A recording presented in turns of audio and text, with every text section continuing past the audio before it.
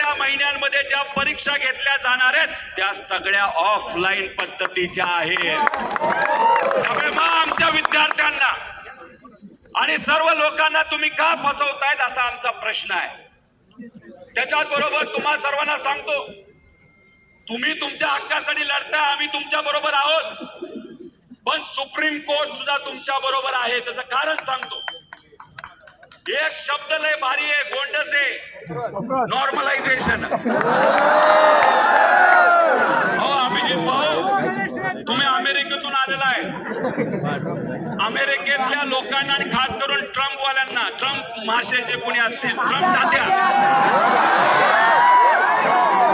त्यांना आपल्या प्रधानमंत्री साहेबांच्या अडचणी माहिती आहेत, मनात काय हे माहिती आहे, त्यांना बऱ्याच गोष्टी माहिती आहे। पण त्या ट्रम्प तात्याला तुम्ही जर विचारलं हे नॉर्मलायझेशन काय, तर ट्रम्प तात्या सुद्धा डोक्याला हात लावून बसेल। कोणाला कळलं काय?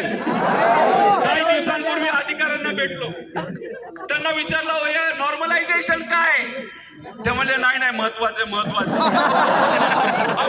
फॉर्म्युला वगैरे काय हाय का, नाही नाही महत्वाचे